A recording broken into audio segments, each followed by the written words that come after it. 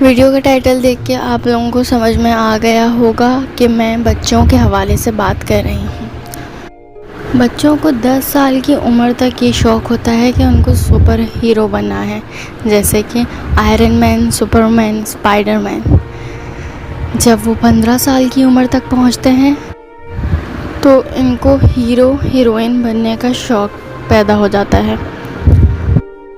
Hero بن کر action movies کرنے کا شوق ہوتا ہے، تو کسی کو ایکٹنگ کرنے کا شوق ہو جاتا ہے، یا تو کسی کو کرکٹر بننا ہوتا ہے یا ریسلر بننا ہوتا ہے۔ لیکن ان سب شوق کو پیدا کرنے سے پہلے ان کو یہ تربیت میں بتانا ہوتا ہے کہ تمہیں جو پروفیشن چوز کرنا ہے چوز کرو، مگر اسلام کے دائرے سے باہر نکل کے نہیں۔ اسلام نے جو بارڈر بتا دیا ہے اس کے اندر رہنا ہے۔ آج کل کے والدین بہت پریشان ہیں کہ ان کی اولاد دین کی راہ میں چلے گی کہ نہیں چلے گی، کیونکہ یہ وقت ہی اس طرح کا ہے۔ 70% والدین کو یہ فکر لاحق ہے کہ ان کی اولاد دین راہ پر کیسے چلیں گی، کیونکہ جو وقت چل رہا ہے اس میں تو چوری کو اچھا سمجھا جا رہا ہے، دھوکے بازی کو سمارٹ سمجھا جا رہا ہے، جھوٹ بولنے کو چالاک سمجھا جا رہا ہے۔ ہر والدین اپنے اولاد پر محنت تو کرتے ہی کرتے ہیں، مگر پہلے کے وقت اور ابھی کے وقت میں بہت فرق ہے۔ پہلے ہم اپنے دین کے مسئلوں کو لے کر اپنے بڑوں کے پاس جاتے تھے، اور اب دین کے مسئلوں کو ہم گوگل پر سرچ کر رہے ہوتے ہیں یا یوٹیوب کی ویڈیوز میں تلاش کر رہے ہوتے ہیں، اور جو جس طرح سے بتائیں ہم اس طرح کو سچ مان کر اسی پہ عمل کرنا شروع کر دیتے ہیں، جبکہ یہ جاننے کی کوشش نہیں کرتے کہ یہ بتانے والا صحیح بتا رہا ہے کہ نہیں بتا رہا، کیونکہ ظاہر ہے ان وقتوں میں دین کی تعلیم کم ہوتی جا رہی ہے۔ ہم اپنے اولادوں کو ایجوکیشن تو بہت اچھی دے رہے ہیں، لیکن دین کے حوالے سے بہت کم تعلیم دیتے ہیں۔ صرف قاری صاحب سے قرآن پاک پڑھا دیا یہی بہت ہے، نہیں، بلکہ اسلام تو خود ایک بہت بڑی تعلیم ہے۔ اگر ہم اپنی اولادوں کو بہترین اسلام کی تعلیم دیں تو کیوں نہیں ان کی زندگی بہترین گزرے گی، کیوں نہیں وہ اتنے اچھے اعمال کریں گے کہ اللہ تعالیٰ ان کو جنت بخش دیں گے۔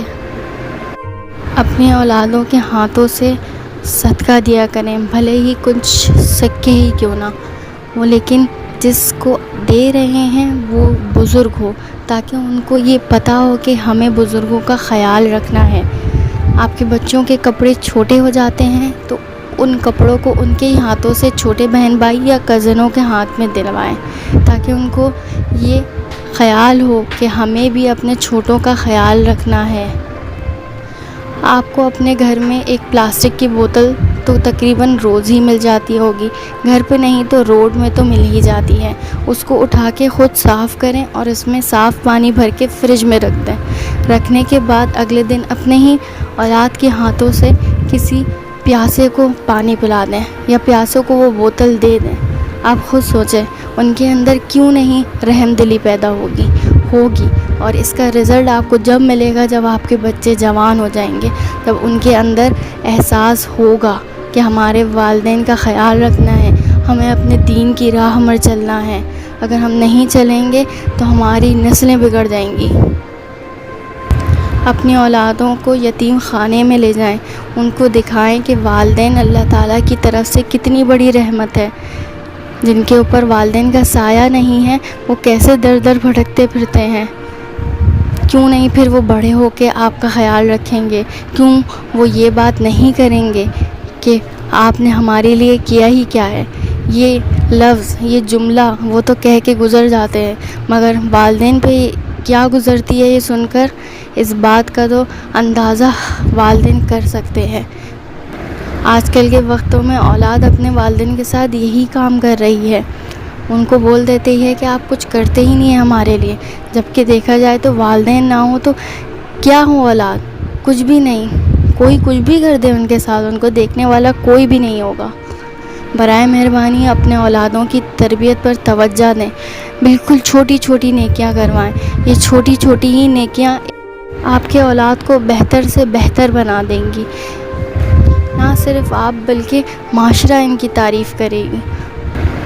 چھوٹی سی عمر میں ہی بچوں کو سوشل میڈیا پکڑا دینا تاکہ بچے بہت رو رہے ہیں وہ اس سے دیکھ کر چپ ہو جائیں گے. کارٹونس یہ سب مت دے، یہ سب مت دے. اس سے ہی ہماری اولاد بگڑ رہی ہے، ان کے اندر خرابیاں پیدا ہو رہی ہیں. یہ چھوٹی چھوٹی خرابیاں ہی انسان کو تباہ کر دیتی ہیں اور چھوٹی چھوٹی نیکیاں ہی انسان کو بنا دیتی ہیں.